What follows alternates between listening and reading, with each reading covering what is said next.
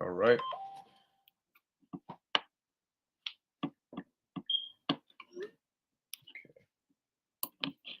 All right. Shalom.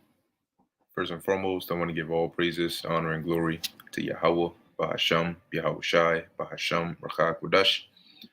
Double honors to the elders and the apostles of Great Millstone, and peace and blessings to the elect. And I'm going to be continuing the book of First Maccabees. Today we're going to go into the second chapter, and Lord willing, it'd be edifying to the elect. Okay, so we're going to get right into it now. The first chapter we dealt more with, it gave like a brief history of the Greek Empire, starting with Alexander on down to his death, on down to the generals that took over after him, on down to Antiochus Epiphanes, and his reign and his the tragedies that he caused to come upon the nation of Israel, and a few things there. So picking up from there, we're still at the point where Antiochus he has given this decree, all right, where they set up idol altars, and they went around basically making sure that there were overseers set up to make sure that people weren't keeping their own laws, heavily so Israel, and that they had departed from that and they were doing after the ordinance of the king. So this is the book of First Maccabees chapter 2. It says, in those days arose Mattathias, the son of John, the son of Simeon, a priest of the sons of Joarib, from Jerusalem, and dwelt in Modin. Now, let's look this up here. Modin. Let's do Bible map. And let's take a look at that. I don't think it's too far from Jerusalem, but does it show us where this place is? Okay. Yep, there we go. So we can see Modin or Modin, however you want to say it, is right here, and Jerusalem is more south, right? Jerusalem is more southeast of Modin. So this is where Mattathias and his sons were, and as it says, a priest, okay, of the sons of Joarib. So they were Levites, right? Because we know that the Levites at this time, they were the priests, right? So it says here, verse 2, and he had 5 sons, Johanan, called Caddis, Simon, called Thasai, Judas, who was called Maccabeus, Eleazar, called Avarin, and Jonathan, whose surname was Aphis. And when he saw the blasphemies that were committed in Judah and Jerusalem, he said, woe is me! Wherefore was I born to see this misery of my people, and of the holy city, and to dwell there, when it was delivered into the hand of the enemy, and the sanctuary into the hand of strangers? Because at this time, Jerusalem had been pretty much overran or overrun by the heathens, all right, and wicked Israelites that sold out. They had set up a garrison, a fortress in the city of David. They were slaying people left and right. They were killing women that had their children circumcised. They were killing the babies. They were killing the people that did the circumcision. They had a gym built in Jerusalem, so it was just complete madness going on there. Verse 8, it says, her temple is become as a man without glory. Her glorious vessels are carried away into captivity. Her infants are slain in the streets, her young men with the sword of the enemy. What nation hath not had a part in her kingdom and gotten of her spoils? And all her ornaments are taken away. Of a free woman she has become a bond slave. And what he is doing is he's basically personifying Jerusalem, to being poetic with it, but in a form of emphasizing, because sometimes you can only emphasize something so much when you speak of it as it is. It isn't until you personify it, or you put it in certain terms, that you can really put such emphasis on it, right? So that's what he's doing here, likening Jerusalem as at one point being a free woman to now becoming a bond slave. That's basically describing the condition that it was in. And behold, our sanctuary, even our beauty and our glory, is laid waste, and the Gentiles have profaned it. To what end, therefore, shall we live any longer? Then Mattathias and his sons rent their clothes and put on sackcloth and mourned very sore. Now, as you're reading this, you have to imagine what's going on. Okay, it's a one-liner, or two verses to us, but when you actually in that actual instance, he wasn't. I mean, I'm reading it in a certain tone because I'm reading the scripture, but you can imagine Mattathias actually saying these things, right? He wouldn't say it emotionlessly, right? Yeah, oh wow, Jerusalem is this, and no, they were mourning. Okay, so they said it out of stress, out of sorrow, out of anger, and it said, as you can see, they rent their clothes and mourned very sore. So it goes on to read. It says, in the meanwhile, the king's officers, such as compelled the people to revolt, came into the city of Modin to make them sacrifice. Now, the king's officers, you had certain wicked Israelites that did get positions as like officers and so on and so forth, as well as different heathens and so on and so forth. It says, and so imagine how wicked that is. And when many of Israel came unto them, Mattathias also and his sons came together. So you can imagine the king's officers traveling, right, going through the cities, compelling people to revolt, meaning compelling them to go off, right? Hey, you come here, you sacrifice this. So they finally made their way to the city of Modin, where Mattathias and his sons were. And so everybody came, right? Oh, shoot, the officers are here. What is it? What's going on? And so Mattathias and his sons came along. So you can imagine that it said what? Many of Israel came. So there would be a crowd. Then answered the king's officers and said to Mattathias, on this wise, and said to Mattathias on this wise, thou art a ruler and an honorable and great man in this city, and strengthened with sons and brethren. Now therefore come thou first and fulfill the king's commandment, like as all the heathen have done, yea, and the men of Judah also, and such as remain at Jerusalem. So shalt thou and thy house be in the number of the king's friends, and thou and thy children shall be honored with silver and gold and many rewards. All right, so he's out here trying to entice Mattathias with these, with silver and gold and status, as if that's what he was interested in, right? Um, then Mattathias answered and spake with a loud voice.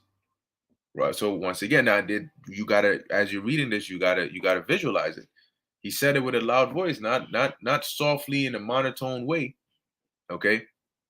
It says, though all the nations that are under the king's dominion obey him, and fall away every one from the religion of their fathers, and give consent to his commandments, yet will I and my sons and my brethren walk in the covenant of our fathers. God forbid that we should forsake the law and the ordinances. We will not hearken to the king's words to go from our religion, either on the right hand or the left. Now, when he had left speaking these words, there came one of the Jews in the sight of all to sacrifice on the altar which was at Modin, according to the king's commandment. So here it is, the officers here. There's a crowd here. Mattathias being the priest, right, looked to as a leader.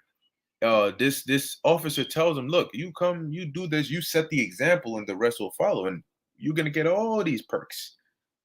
And and Mattathias is standing firm with a loud voice, letting it be known so anybody that's around can hear it.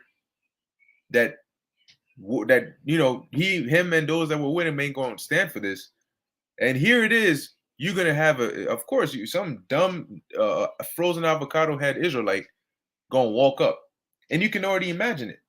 Jake walks up, man, whatever, man. He ain't gonna do it. Shit, give me that. I'll take the silver on some like what's this guy's name? Boozy Badass or whatever. You can imagine somebody like him, you know, mumbling on his way there already. Man, I'll do that shit, man. Give me that pork. Whatever it is, because that's Jake. Okay. So it says here, that's in verse 23, right? So it says, now when he had left speaking these words, there came one of the Jews in the sight of all to sacrifice on the altar, which was at Modin, according to the king's commandment.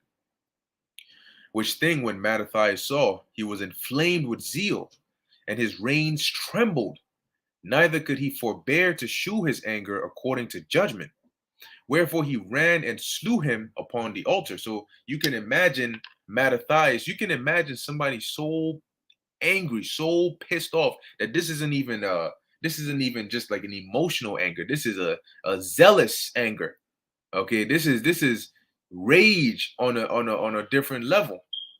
Okay, so you can imagine this, and like it says, his reins trembled like Goku about to go Super Saiyan. You could go YouTube that video when he went Super Saiyan for the first time, right? Just I mean, like, and as it says, he couldn't forbear to show his anger, so he was so angry at that sight that he ran and slew this Israelite upon the altar.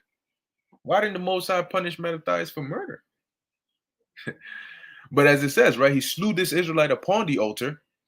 It's so Mattathias wasn't a frail old man. You imagine some old, like what was this, verse 24? Somebody like this. They show like a frail old man standing there. Look at this guy. Nah, man. Yeah, even if you were old, you still had strength. So as it says right there, so he ran and he slew him upon the altar.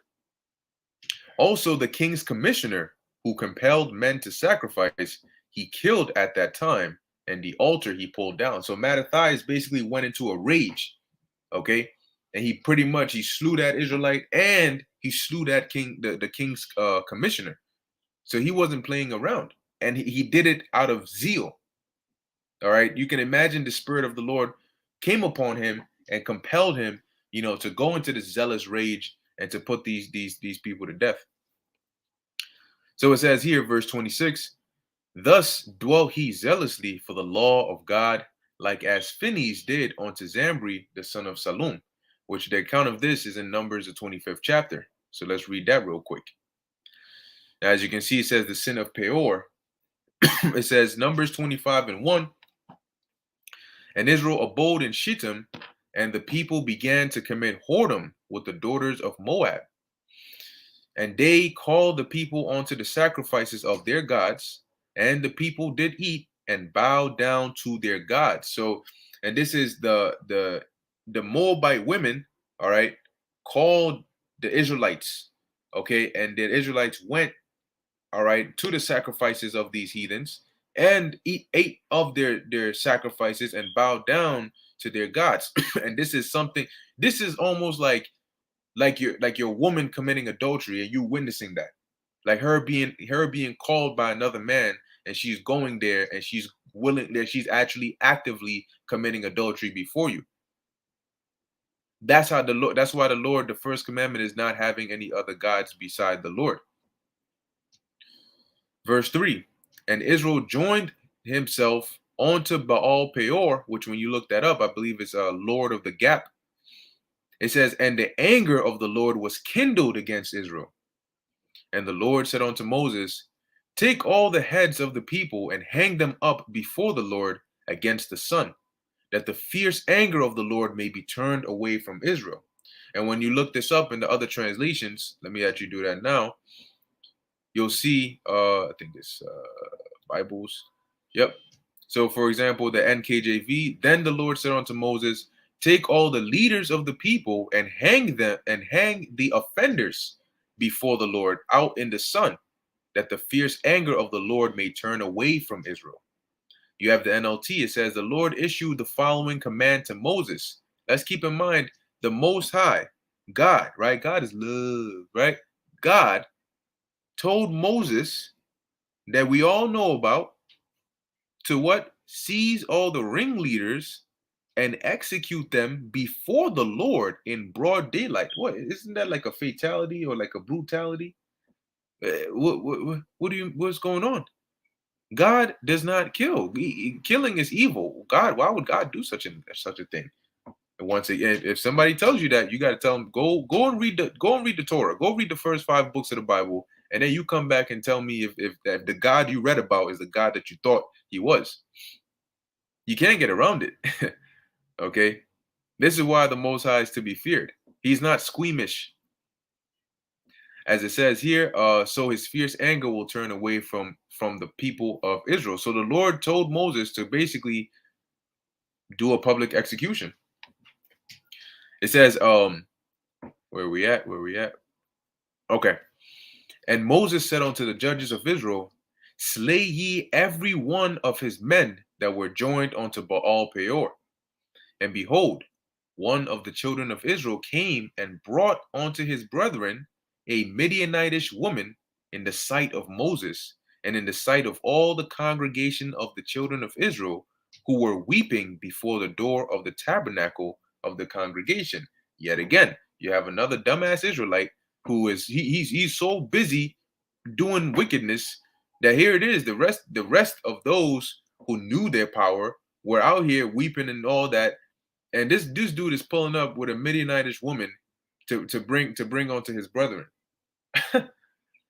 All right. It says, and when Phinehas, the son of Eleazar, the son of Aaron, the priest, saw it, he rose up from among the congregation and took a javelin in his hand. And for those that don't know what a javelin looks like, this is what a javelin looks like. Javelin weapon. Weapons. Wow.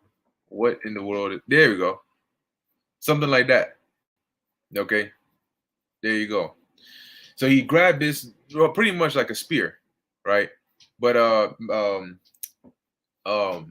Phinehas, all right, out of the zeal of the Lord, he took a javelin in his hand. Now, what do you think Phinehas was going to do with the javelin? It says here, and he went after the man of Israel into the tent and thrust both of them through, the man of Israel and the woman through her belly. So the plague was stayed from the children of Israel. Once again, you have to visualize what's going on. Now, ask one question. Okay, he goes into the tent. Now, the man came with a Midianitish woman into the tent. What do you think? What do you think was going on in that tent? You think they were playing patty cake?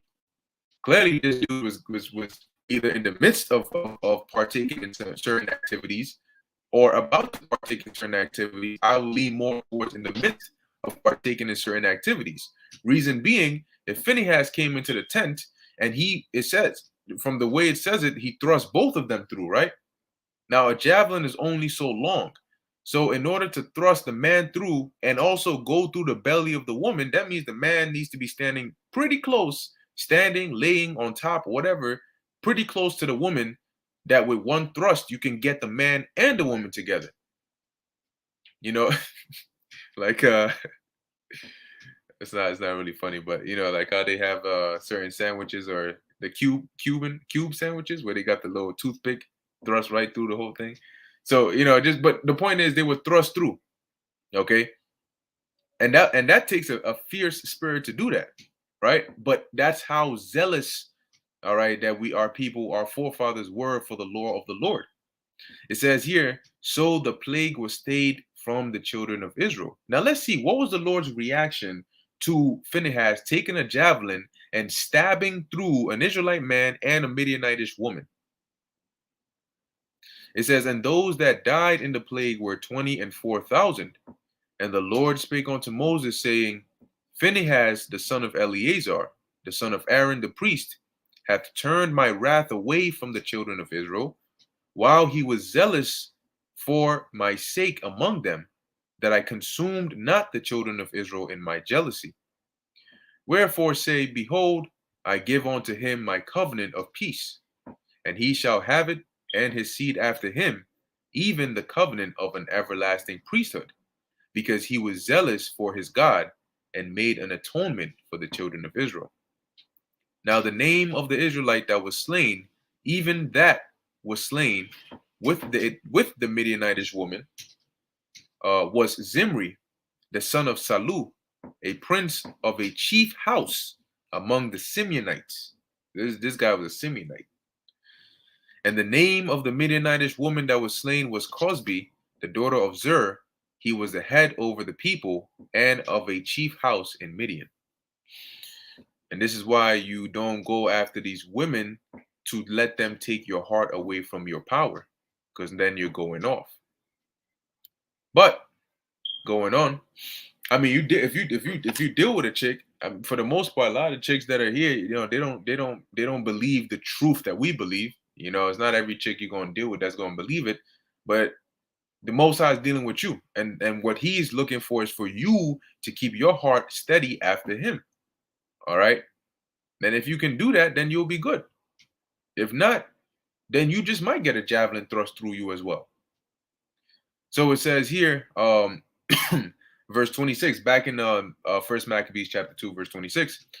Thus dealt he zealously for the law of God, like as Phineas did unto Zambri, the son of Salom. And of course, being that it's in the Apocrypha, the names are spelled slightly different. So you'll see Zamri or Zambri, and you'll see Salom, which in the scriptures it's similar, but it's not this, slightly different. So basically Mattathias his putting that Israelite and that officer to death, or that commissioner to death, was likened on to the zeal that Phinehas had when he thrust through Zambri or Zimri. It says, and Mattathias cried throughout the city with a loud voice, saying, whosoever is zealous of the law and maintaineth the covenant, let him follow me. So he and his sons fled into the mountains and left all that ever they had in the city. Kind of given that like basically how they all rallied, like the house of David when you read in, I believe, the book of Samuel. I forget which book it was, but it goes into how those that were chafed in the spirit and they all basically came. I'm not saying that Mattathias is David. I'm in no way saying that. I'm just saying that those that were willing to stand for the law of the Lord rallying together, just reminded me of Second Samuel or First Samuel. But it says here, so he and his sons fled into the mountains and left all that ever they had in the city. Then many that sought after justice and judgment went down into the wilderness to dwell there, both they and their children and their wives and their cattle, because afflictions increased sore upon them. So basically, it started to become next to impossible to live in the city, because you would constantly have these commissioners and these officers coming and doing rounds, committing atrocities, killing and raping, forcing people to go off, constantly inspecting, and and if you even try to be a crypto Jew, right, a Jew inwardly, and act like whatever they wanted outwardly, it would still be too much. Okay. Verse 31. Now when it was told the king's servants that the host that was at Jerusalem in this Slakia, and the host that was at Jerusalem in the city of David. So remember that they had set up like a fortress or a garrison over there in the city of David, where they stored armor and food and victuals and wicked men to lie in wait. It says that certain men who had broken the king's commandment were gone down into the secret places in the wilderness. They pursued after them a great number, and having overtaken them, they camped against them and made war against them on the Sabbath day. And they said unto them, let that which ye have done hitherto suffice. Come forth and do according to the commandment of the king, and he shall live. But they said, we will not come forth, neither will we do the king's commandment to profane the Sabbath day. So then they gave them the battle with all speed. So they basically came there and said, look, let me cut you a deal. How about this? You done some stuff, right? And really, we ought to really put you to death. But let's let bygones be bygones. Put it water under the bridge. You just come and give you a second chance. You come and you do the king's commandment, and then we're gonna let you live. How about that? But the people said, no, we're not gonna do that. It wasn't we didn't refuse to do it on a whim or on a fluke. No, we're resolved not to do that. And also, as you see, to profane the Sabbath day, right? Because they would pretty much go be committing certain law unlawful acts, okay, which like this demon, that Israelite that was gonna go do it, that Mattathias slain, that's pretty much that, and whatever else the king wanted them to do.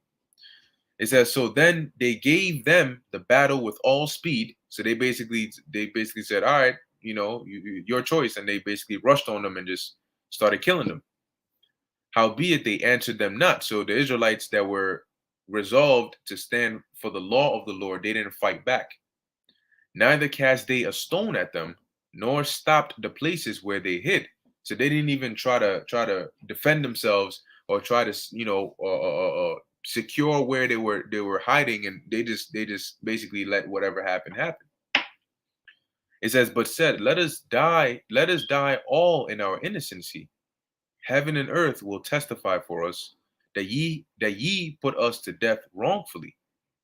So they rose up against them in battle on the Sabbath, and they slew them with their wives and children and their cattle to the number of 1,000 people. So they slew 1,000 Israelites because those Israelites refused to do after the king's commandment. So think about Revelation 13 and 15, that all that would not worship the image of the should be killed. So guess what? In this time, they're going to come, and you will have certain Israelites that are going to be forward, and they're going to go in right away. And then you're going to have other Israelites that are going to stand firm, which are the elect for the Lord. But this time, the Lord is not going to let them just get touched. Okay, Isaiah 59 and 19. The Lord is going to lift up a standard. Verse 39, now when Mattathias and his friends understood hereof, they mourned for them right sore. So when they heard about the news, they were very sorrowful, and they mourned. And one of them said to another, if we all do as our brethren have done, and fight not for our lives and laws against the heathen, they will now quickly root us out of the earth.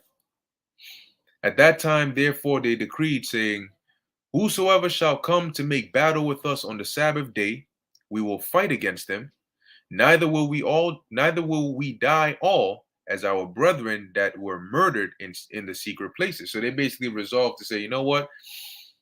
This is a decree that we're making, that even though it's the Sabbath, we're going to need to make an exception, because if they come to fight against us, we're going to fight back. Because we can't just sit here and just let them kill us all. Right? So that's an account of, you got to do what you got to do. Right? That's what they did. Verse 42, it says, then came there unto him a company of Assyrians, who were mighty men of Israel, even all such as were voluntarily devoted unto the law. Which, when you do some research on it, they basically say that the Pharisees the sect of the Pharisees was formed via the Assyrians, or the Hasidim, or Hasidians, however they call them. Not Hasidim, Hasidians or Assyrians. Basically, they said later on in time, because these were the ones that were devoted onto the law, that refused any Hellenistic, any Hellenistic assimilation. And in time, in future on, the sect of the Pharisees were formed. So going on, verse 43, it says, also all they that fled for persecution joined themselves unto them, and were a stay unto them. So they joined their forces, and smote sinful men in their anger, and wicked men in their wrath. But the rest fled to the heathen for succor. So they started fighting back. Okay, and at this point, their father Mattathias was with them. The Hasmonean family and those that were joined onto them, they basically started fighting back against wicked Israelites, sinful men, started putting them to death. And then those that, when they realized that Jake was standing up, the righteous of our people were standing up, they started running back to the heathen, for succor. Then Mattathias and his friends went round about and pulled down the altars. Because remember, in the first chapter, it tells you how they set up idol altars. And what children soever they found within the coast of Israel uncircumcised, those they circumcised valiantly. They pursued also after the proud men, and the work prospered in their hand. Yeah, because the Most High was with it. So they recovered the law out of the hand of the Gentiles, and out of the hand of kings. Neither suffered they the sinner to triumph. Now, when the time drew near that Mattathias should die, so in process of time, as they kept fighting on back, he was already getting older and older. So when it got to the point when it was time for him to die, he said unto his sons, now hath pride and rebuke gotten strength, and the time of destruction, and the wrath of indignation.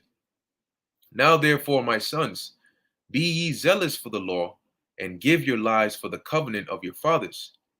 Call to remembrance what acts our fathers did in their time, so shall you receive great honor and an everlasting name. Right? So Romans 15:4, he was basically telling them, as he was doing, to call to remembrance the deeds that our forefathers did. All right, and that would basically comfort you in knowing, because those deeds the Lord rewarded them for. So it would put you on the right path, remembering, okay, such and such or such and such and such and such, what did they do? How did the Lord interact with them? And why did the Lord treat them the way he did? Because they clearly all had something in common. So it says here, was not Abraham found faithful in temptation? And it was imputed unto him for righteousness. Joseph, in the time of his distress, kept the commandment and was made Lord of Egypt. Yeah, because Potiphar's wife wanted to commit adultery with Joseph, but he refused. And even when he was accused and thrown in jail, he still stayed faithful to the Lord, and the Lord raised him up. Now, he was in there for 2 years. 2 years, you may read over it, like I say, like a one verse or one liner, but 2 years is a long time. All right. 2 years, that's what, 20, that's 2020. That's from 2020 to now, however long that's been. Now imagine that. You stand for the law of the Lord. You say, Lord, I'm not gonna do this. And you get thrown in prison wrongfully. And here it is, you're waiting for some miracle. You're waiting for the Lord to do something, and 2 years go by. Some Israelites would have lost a lot of faith. I mean, not a lot of faith, but a lot of Israelites would have lost faith. Man, Lord, just left my ass in here. It's been a whole year. Well, I've been in here for a whole year. But with faith, also, you got to have patience.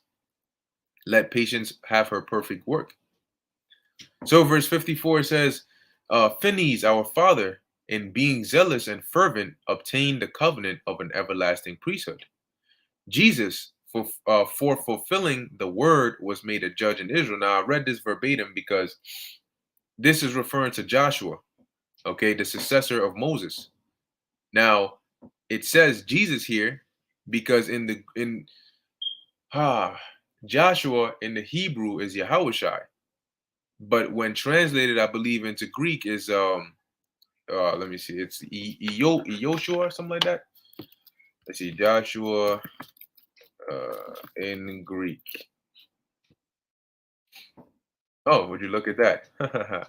The Greek Septuagint translation of the Hebrew Bible and Greek New Testament consistently render both Hebrew names Yehoshua, whence Joshua, and Yeshua, whence Jeshua, into Koine Greek as Iosus, whence Jesus. So that, or Jesus, that name Jesus is not even Greek. All right. The letter J didn't exist at the time of the Greeks speaking their language. So they didn't call him Jesus. This is how they called him, Jesus. Okay. Which Jesus is Joshua in English. Okay. Jesus is just like some, a transliteration or a translation or however it is of it. But the actual Jesus is Joshua in Greek. So when you see Jesus over there, the actual name is Joshua. And the Hebrew name for Joshua is Yahweh. So when when you read in Matthew 1 and 21, for example, right? Matthew, quick point, 1 and 21. You'll see it says here, speaking of the birth of the Lord, right? It says, and she shall bring forth a son, and thou shalt call his name. Now, I'm just going to say it verbatim just for edification's sake, but thou shalt call his name Jesus, for he shall save his people from their sins. So now, clearly, when you see this Jesus here, you should know, oh, really, this is Jesus in the Greek, which goes back to the Hebrew of Joshua, which is Yahushai. Now, ye shall call his name Jesus. First off, Mary was not speaking Greek, nor not that neither, or let me say, she did not name him or give him a Greek name. Neither did she give him an English name, right? So if we know this name Jesus is really supposed to be Joshua, would it not make sense that Mary will give her son a Hebrew name? Would it not make sense that the angel would tell Mary to call him? The angel would be speaking to Mary in Hebrew anyway. We're just reading it in English because it's been translated. This conversation was being had in Hebrew. So in Hebrew, this Jesus wasn't there. The angel didn't tell Mary, call his name. Let me see. Let me make sure. Then Joseph, but while he saw these things, the angel appeared unto him. Okay, Salakia. Um, not this wasn't to Mary. This was to Joseph. Okay, so it says here, but while he thought on these things, behold, the angel of the Lord appeared unto him in a dream. So the angel came unto Joseph, right, saying, Joseph, thou son of David, fear not to take unto thee Mary thy wife, for that which is conceived in her is of the Holy Spirit. Right? So it says here, and she shall bring forth a son, and thou shalt call his name. Right. So when this angel was speaking to Joseph, what language was this angel speaking to Joseph in? Was Joseph a Greek speaker? Was Joseph an English speaker? No, Joseph was a Hebrew. He was an Israelite. So the angel would be speaking to Joseph here in Hebrew. And in Hebrew, this name is Yahweh, which when translated to Greek is Jesus, which when translated to English properly is really Joshua. So that's just a little bit on that. But going back to First Maccabees chapter 2, we left off in verse 55. This is talking about Joshua, okay? And that's just more proof showing you that the Yahweh's name, right, the Messiah's name is actually Joshua, which in the Hebrew is Yahweh. So it says, Caleb, for bearing witness before the congregation, received the heritage of the land. David, for being merciful, possessed the throne of an everlasting kingdom. Elias, which is talking about Elijah, for being zealous and fervent for the law, was taken up into heaven. Ananias, Azarias, and Misael, by just more commonly they're known as Shadrach, Meshach, and Abednego, but those were actually Babylonian names that were given to them. Okay, these were the actual Hebrew names. So it says, by believing were saved out of the flame. Daniel, for his innocency was delivered from the mouth of lions. And thus consider ye throughout all ages that none that put their trust in him shall be overcome. So this is what Mattathias was exhorting his sons with. And likewise, we can exhort one another in these times and in the deadly times that we're very quickly approaching in these things. This is why it's good to know these scriptures and to read these scriptures, because how would Mattathias know this if he wasn't reading the scrolls, if he wasn't, well versed? And through that he was able to pass on this good exhortation not only to his sons but to us in the future who would be reading this. So us in this time, we need to do the same thing and recall our forefathers in the past and what they did and how the Lord delivered them, and have that faith that the Lord is going to deliver us now. So it says here, fear not then the words of a sinful man, for his glory shall be dung and worms. Today he shall be lifted up, and tomorrow he shall not be found, because he is returned into his dust, and his thought is come to nothing. Wherefore, ye my sons, be valiant, and show yourselves men in the behalf of the law, for by it shall ye obtain glory. And he wasn't telling them, get out there and go find as many women as you can and get your body count up. That's not what the advice he was giving them. Okay? And behold, I know that your brother Simon is a man of counsel. Give ear unto him always, he shall be a father unto you. As for Judas Maccabeus, he hath been mighty and strong even from his youth up. Let him be your captain and fight the battle of the people. Take also unto you all those that observe the law, and avenge ye the wrong of your people. Recompense fully the heathen, and take heed to the commandments of the law. So he blessed them and was gathered to his fathers, which is another way of saying that he died. When you gather to your fathers, or you slept with your fathers, because where fathers meaning his forefathers. Well, where were they? Right? Where would his fathers be? Where did they go after they died? They went to the spirit world. So when he was gathered to his fathers, it means he also died and went to the spirit world. It says, and he died in the 146th year, and his sons buried him in the sepulchres of his fathers at Modin, and all Israel made great lamentation for him. And that's the end of First Maccabees chapter 2. So yeah, that's pretty much it on that. Lord willing, if the spirit permits, like I said, I will continue on, in the subsequent chapters, and Lord willing, we can get through the book. But I hope that was edifying unto the elect. In closing, I want to give all praises, honor, and glory to Yahweh, Bahasham, Yahweh Shai, Bahasham, Rakah, Kodash. And until next time, Shalom.